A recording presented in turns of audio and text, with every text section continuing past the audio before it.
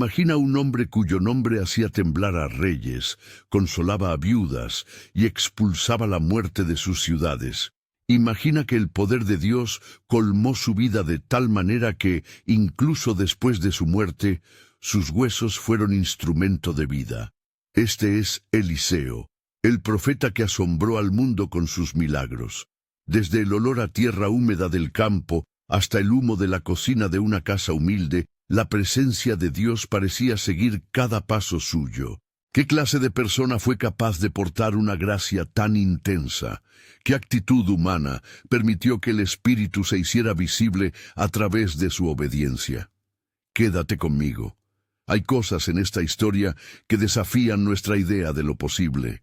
Si esta historia te toca, deja en los comentarios cuál milagro te sorprende más, y suscríbete para seguir descubriendo juntos cómo Dios obra a través de hombres y mujeres dispuestos. La llamada de Eliseo no fue un momento de gloria en un templo, ni un encuentro en la plaza pública. Fue en la tierra áspera, bajo el cuchillo del arado, con los bueyes jadeando y la tierra pegada a los pies. Elías vino a buscarlo mientras él trabajaba.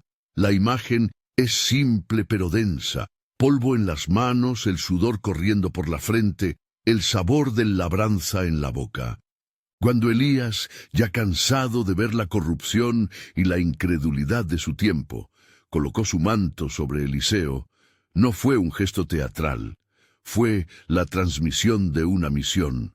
El manto, tejido por años de ministerio, cargaba autoridad, disciplina y la promesa de ser usado para lo que escapa a la lógica humana. Piénsalo.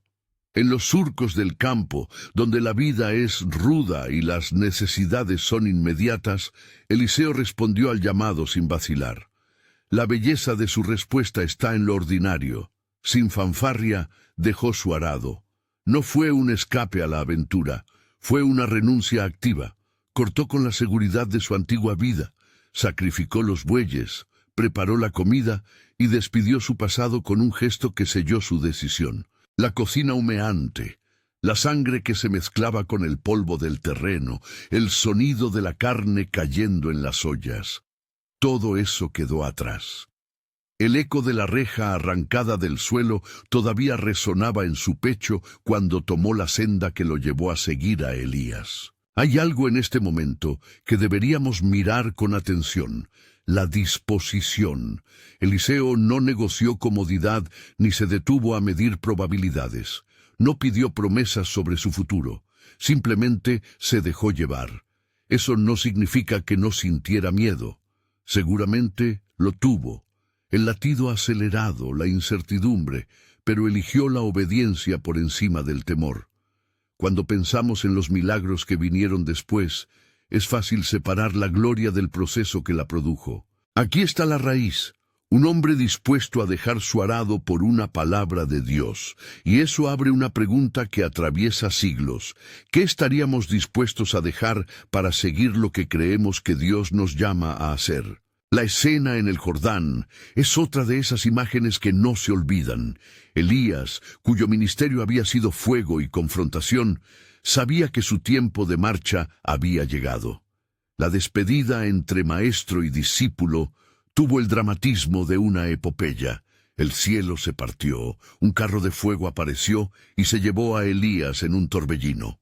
Frente a ese espectáculo, Eliseo se aferró a una petición que no era de vanidad, sino de anhelo y responsabilidad.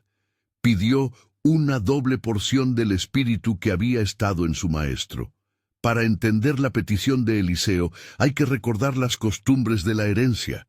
La primicia o porción del hijo mayor era símbolo de continuidad. Al pedir la doble porción, Eliseo no pedía más poder para su ego, sino la capacidad de cargar con la misión de manera fiel. Pedía la fuerza para hacer la continuidad del ministerio y no una copistería perezosa del pasado. Cuando el manto cayó de las manos de Elías, la gente contuvo la respiración. Eliseo recogió esa tela impregnada de sudor y fuego profético, la colocó sobre sus hombros y cruzó las aguas del Jordán. No fue un truco, fue una confirmación. Al extender el manto y las aguas abrirse, se manifestó que la presencia que había acompañado a Elías descansaba en parte sobre Eliseo. Los hombres de los profetas, aquellos que formaban una comunidad de discípulos, reconocieron la señal. Se oyó el rumor entre ellos: el espíritu de Elías está sobre Eliseo. Era el reconocimiento público de lo que había ocurrido en el silencio del campo y en la intimidad del corazón. La naturaleza participó del cambio, el río se abrió, el cuero mojado del manto goteó como señal de que algo nuevo empezaba. Y eso solo era el comienzo. La autoridad que se manifestó en ese cruce del Jordán no fue mera honra humana. En la sucesión de episodios que siguieron, veríamos facetas distintas del ministerio: justicia que corrige, provisión que restaura, sanidad que desarma la vergüenza, protección que revela la realidad espiritual detrás del conflicto humano. Cada milagro estaba tejido con la misma trama: la cercanía de Dios en lo ordinario. La primera parada importante en la trayectoria de Eliseo fue Jericó, una ciudad famosa por su historia y por sus aguas amargas. Allí, la fuente que daba vida a la gente se había tornado venenosa para el día a día. La gente notaba el sabor metálico, los animales enfermaban, la cosecha sufría y los niños creían que la ciudad no tenía remedio. Eliseo llegó con sus ojos atentos y su boca dispuesta a escuchar el clamor del pueblo.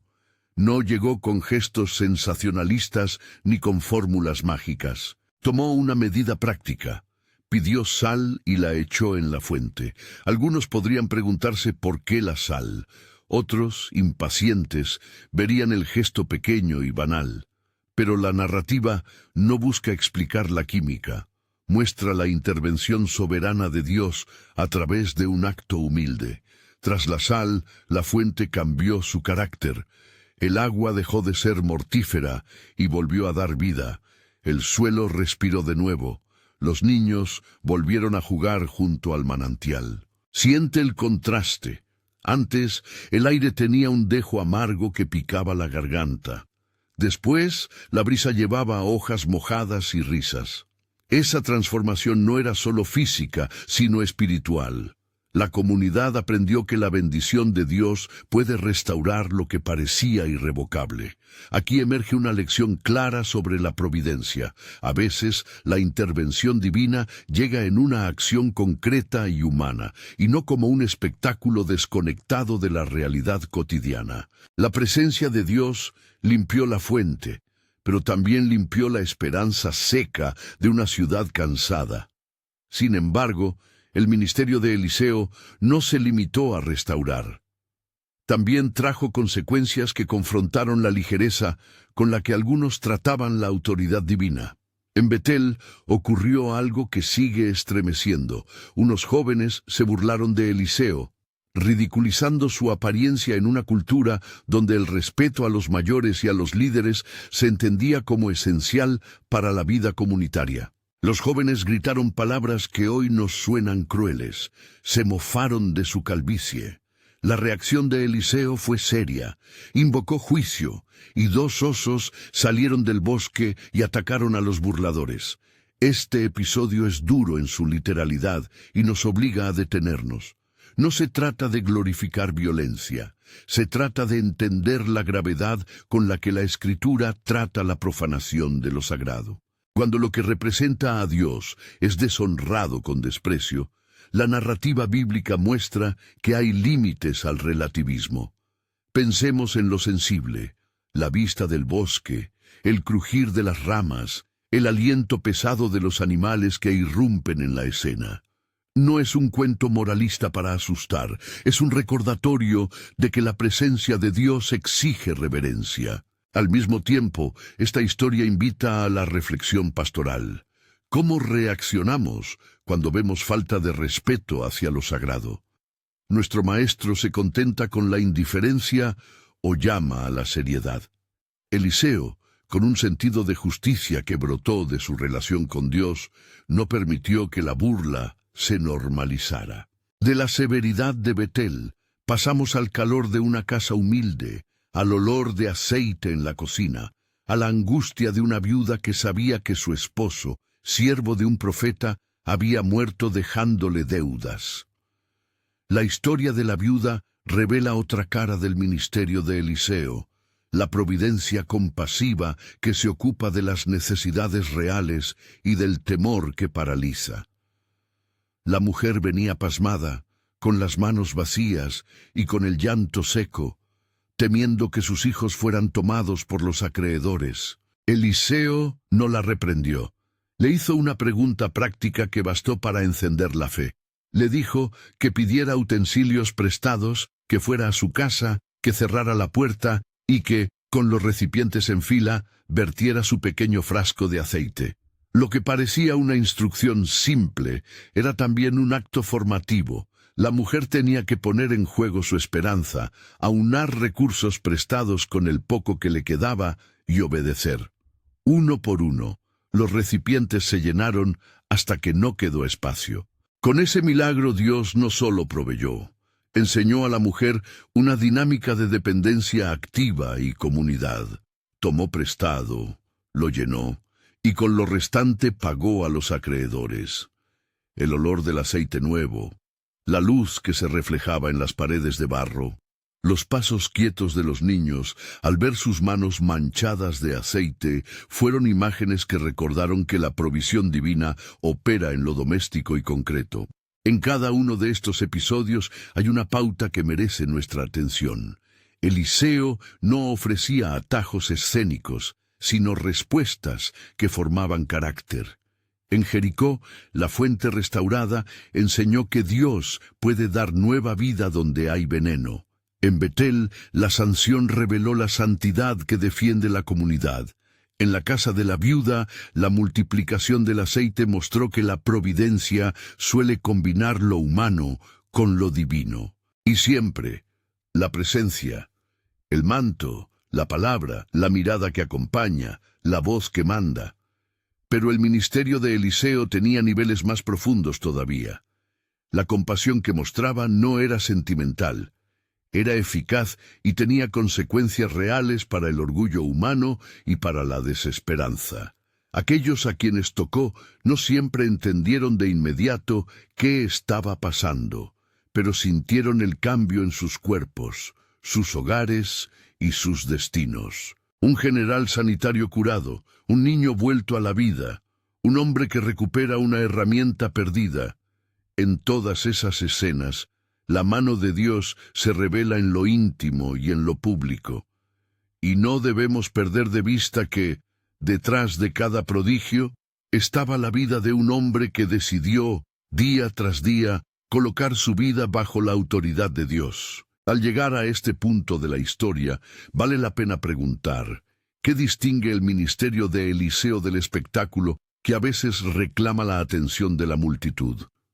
La respuesta aparece en la repetición de dos elementos, la obediencia y la comunidad. Eliseo no actuaba en aislamiento. Sus milagros ocurrían en contextos donde la gente estaba implicada. Los habitantes de Jericó, los niños de Betel, la viuda con sus hijos. Cada intervención enseñaba a la comunidad a esperar y a colaborar con Dios. Y su obediencia no fue un momento aislado. Fue una disciplina prolongada que le permitió manejar poder sin arrogancia y recibir revelación sin caer en teatralidad. El paisaje empezaba a cambiar. Donde antes había incredulidad, ahora asomaba la expectativa. Los rumores sobre Eliseo corrían por caminos polvorientos y por los zocos, que curaba con una palabra, que protegía a los suyos con un simple gesto, que su presencia abría ojos cerrados y cerraba heridas abiertas. Algunos se acercaban buscando beneficio, otros venían con humildad. Eliseo sabía diferenciar el motivo del buscador. Su autoridad no se medía por la cantidad de seguidores, sino por la fidelidad de sus actos. Y sin embargo, la historia aún no había mostrado sus capítulos más desconcertantes. Quedaban por delante relatos que probarían la amplitud de su compasión y la profundidad de su poder. Había por venir una mujer de Sunem cuya hospitalidad cambiaría el curso de su vida, un general sirio llamado Naamán, cuyo orgullo tendría que quebrantarse para ser sanado. El asombro ante un hacha recuperada como signo de cuidado divino en lo cotidiano, y la visión en Dotán, donde el peligro humano sería respondido por un ejército celestial que nadie veía. En cada una de esas escenas, la textura sensorial se vuelve gruesa. El llanto del niño en la casa silenciosa, el brillo del agua curativa en un estanque, el metal frío del hacha que cae al agua, el silencio espeso antes de que la luz revele lo invisible. Antes de seguir, detente un momento y siente. Imagina el crepitar de una cocina donde se diluye el aceite, la sombra que recorre una calle de piedra, el polvo que se levanta cuando pasan carros. Estas imágenes nos recuerdan que lo sobrenatural en la tradición de Eliseo no se sitúa fuera de la vida diaria, sino dentro de sus pliegues. El Dios que obra con poder se deleita en usar lo humilde, un manto, una sal, un frasco de aceite. No porque esas cosas tengan fuerza en sí mismas, sino porque Dios elige manifestarse en y a través de lo pequeño. Mientras la fama de Eliseo crecía, no todo era aceptación fácil. La incredulidad y la resistencia también estaban presentes. Algunos reyes miraban con recelo, otros con curiosidad, y en el corazón del profeta había una tranquilidad que no se alimentaba de popularidad. Esa calma brotaba de su confianza en la soberanía divina y de la convicción de que su papel no dependía del aplauso humano. Su tarea era portar el manto del llamado y ser fiel en aquello que la mano del Señor le ponía delante. Ahora, imagina por un momento la escena siguiente a la multiplicación del aceite. La mujer saliendo de su casa con las vasijas prestadas. El sonido de la calle cuando negocia la venta del aceite sobrante. El alivio que se instala en su pecho.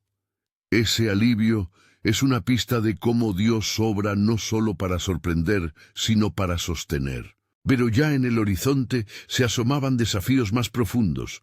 Una madre que perdería a su hijo, un militar cuyo cuerpo ardía en lepra, y una ciudad sitiada por temor a lo invisible. Cada historia exigirá de Eliseo no solo poder, sino discernimiento, paciencia y sobre todo una cercanía que transforma. En el transcurso de estos primeros episodios, la pregunta que nos acompaña se hace más incisiva.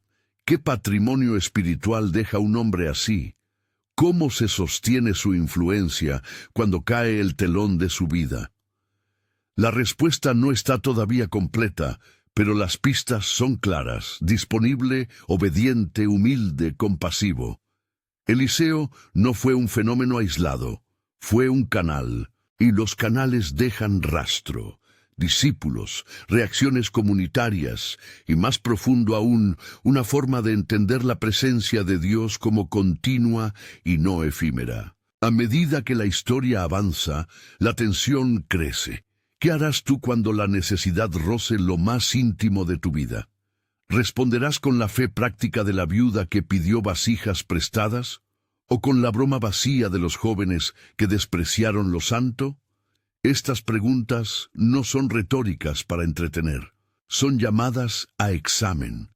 Porque el relato de Eliseo no es solo un catálogo de hechos antiguos, es una invitación a considerar cómo la presencia de Dios puede moldear nuestras decisiones ordinarias. Y en ese umbral, cuando los ecos de la multiplicación del aceite todavía suenan en la memoria colectiva, la historia se prepara para mostrar milagros que desafían la muerte y humillan el orgullo de los poderosos. Aún así, antes de contarte lo que viene, quiero que lleves contigo una imagen, el manto de Elías en los hombros de Eliseo, todavía húmedo de lluvia y sudor, goteando mientras él camina por senderos donde el cielo parece más cercano. Ese manto no es solo un pedazo de tela, es un símbolo de continuidad, de responsabilidad y de la posibilidad de que lo divino use a lo humano para alterar destinos. Es en ese punto, con la fama creciendo, la comunidad expectante y el ministerio impregnado tanto de compasión como de severidad, donde comienzan a aparecer las pruebas que revelarán de qué madera está hecho Eliseo.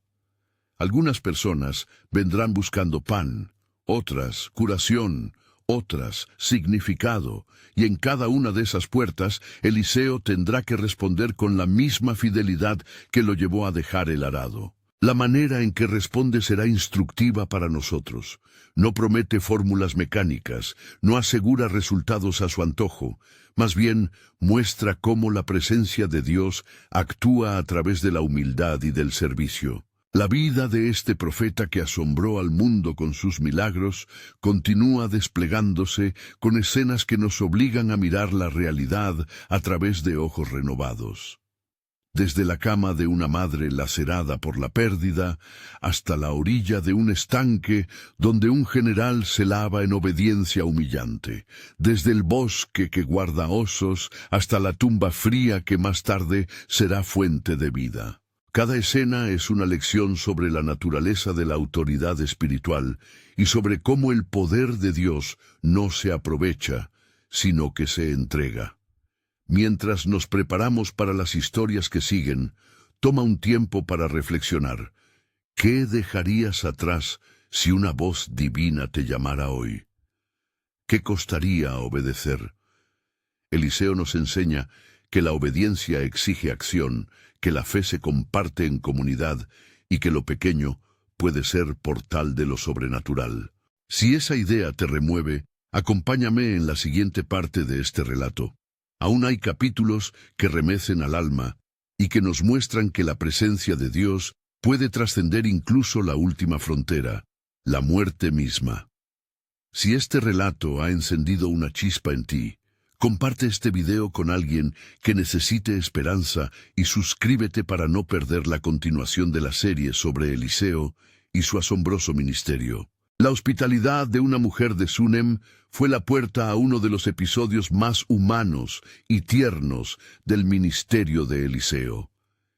Imagina una casa modesta en la ladera, con una habitación preparada con mimo, una cama con mantas tejidas, un cesto de frutas, un jarrón con agua fresca. El profeta que viajaba de pueblo en pueblo agradeció aquel gesto simple y constante. Ella no buscó fama.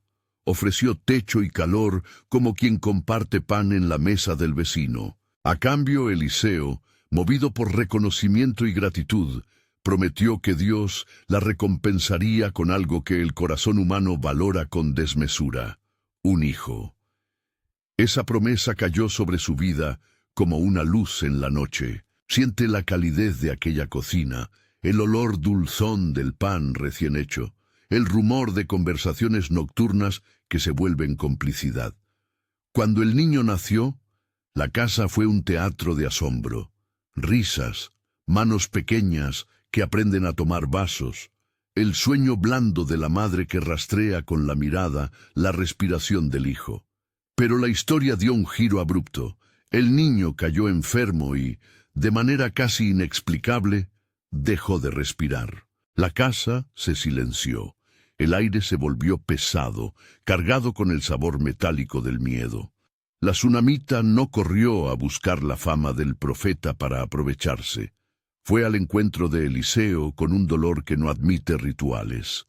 Eliseo llegó a su casa no como un espectador, sino como quien toma el sufrimiento ajeno como propio.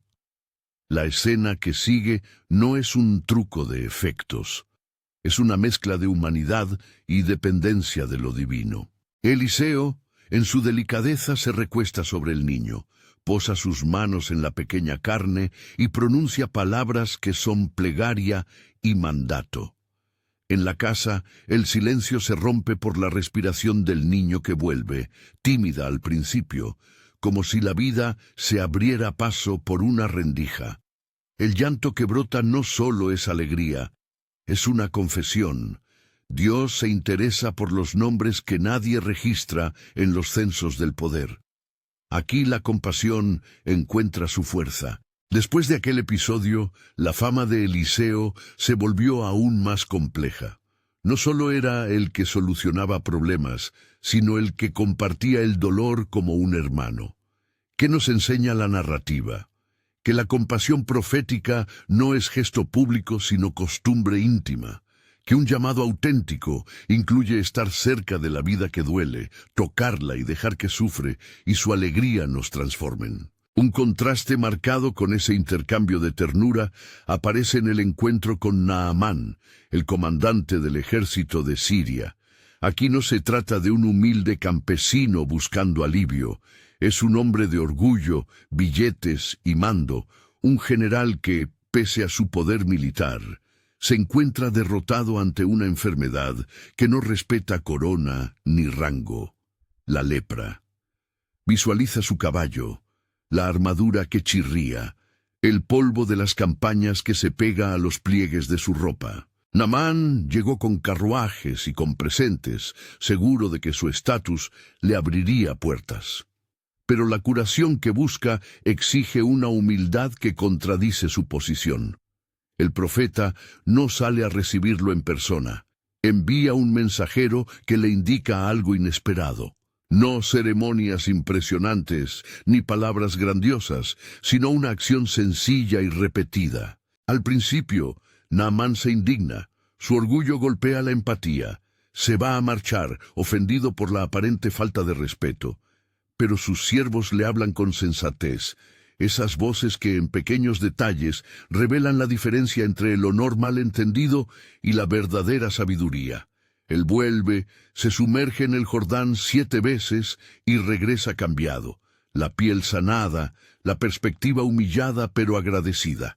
La curación no fue una recompensa por estatus, sino el resultado de la obediencia humilde. Hay una imagen que permanece: el agua del río salpicando, la ropa pegajosa de lodo, la sensación del frío que se vuelve salvación.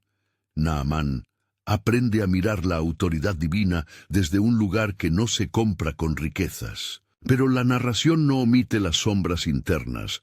No todo terminó bien para quienes rodeaban el ministerio. Gehazi, el siervo que actuó movido por la codicia, recogió lo que no le correspondía. Cuando Eliseo descubrió la traición, la consecuencia fue directa y severa. Gehazi heredó la lepra que había intentado usar para su provecho. Esta parte de la historia no busca satisfacer una sed de justicia humana simplista, es más bien una advertencia. El ministerio verdadero rechaza la mezquindad y la utilería espiritual. El poder que proviene de Dios no se comercia sin costo moral. En una nota totalmente distinta, pero igualmente rica en simbolismo, está el episodio del hacha que cayó al agua. Imagina el ruido seco del hierro golpeando la superficie, el rostro de alarma del trabajador que ve cómo la herramienta se hunde en el silencio del estanque. El madero que aparece en la respuesta de Eliseo no tiene el glamour de otros signos proféticos, pero su valor es tremendo. Muestra que el cuidado de lo cotidiano importa a los ojos de Dios. Cuando el remo golpea la superficie y el hierro vuelve a flotar, se escucha un suspiro colectivo. La pequeña restauración es lección. Dios se compadece de las pérdidas humildes. Los detalles sensoriales aquí son simples: el chapoteo, el brillo aceitunado del agua, la sensación de la mano que recupera el borde frío del hacha. El ministerio de Eliseo también contenía escenas que parecían sacadas de una entrada de guerra espiritual. En Dotán, sus enemigos lo sorprendieron. Hombres armados rodearon la ciudad con la intención de capturar al profeta. El joven siervo de Eliseo vio las tiendas, las lanzas, y el temor le llenó la garganta. Él despertó con prisa y dijo: ¿Y ahora? Eliseo, con la calma de quien ha aprendido a ver más allá de lo visible, Oró y pidió que el Señor abriera los ojos del muchacho. Cuando se abrieron, la visión se mostró en todo su despliegue, montañas llenas de caballos y carros de fuego que custodiaban al profeta. La imagen es sobrecogedora. El olor a heno del establo mezclado con el hedor del metal de la armadura, la bruma de la madrugada y la sensación de estar rodeado pero protegido por una multitud invisible. No quedó allí la defensa. Eliseo pidió que los soldados fueran cegados. Los hombres que vinieron con órdenes de muerte fueron guiados a tientas hasta la ciudad de Samaria por manos profanas. Cuando su vista fue restaurada, en lugar de venganza, encontró comida y bebida ofrecida por las manos del rey, no para humillarlos, sino para demostrar que el camino del Señor incluye misericordia aún para quienes vienen con armas. ¿Qué nos enseña esto? Que la fuerza que acompaña a la presencia divina no es para destruir, sino para redirigir. La misericordia puede dar vuelta a la espada, puede transformar la intención violenta en un gesto de pan y agua. Y allí, en Samaria, el rugido de los estómagos saciados reemplazó al clamor de la batalla. Entre esas historias de confrontación y sanidad aparece otra escena de provisión que nos devuelve al terreno. Un grupo de profetas construía, trabajaba, aprendía. Uno de ellos estaba cortando leña cuando el hierro de su hacha se soltó y cayó al agua. El temor de quien pierde su herramienta de trabajo es palpable. Sin ella no hay salario, sin ella hay hambre. Este hecho menor en el escándalo mayor de los prodigios muestra una verdad clara. La atención a lo más pequeño es parte del celo profético. Eliseo, una vez más, interviene y la herramienta flota, recordando que el cuidado diario es una dimensión del poder de Dios. Después de tantas manifestaciones de poder y compasión, la vida de Eliseo avanzó hacia su final humano. En sus últimos días, su reputación ya había cruzado fronteras. Había reyes que lo consultaban, viudas que esperaban su palabra, niños que crecían contando historias sobre él. La etapa final del camino de un profeta puede parecer una caída del telón, pero en la historia de Eliseo se descubre otra cosa, una continuidad que supera la presencia física. Cuando Eliseo murió, no hubo trompetas de victoria, hubo un entierro sencillo. Los hombres que acudieron a su tumba lo depositaron en la roca del sepulcro con la misma naturalidad con que se acuesta a un anciano que sirvió fielmente. Sin embargo, la narrativa bíblica guarda para el final un signo que desafía la lógica.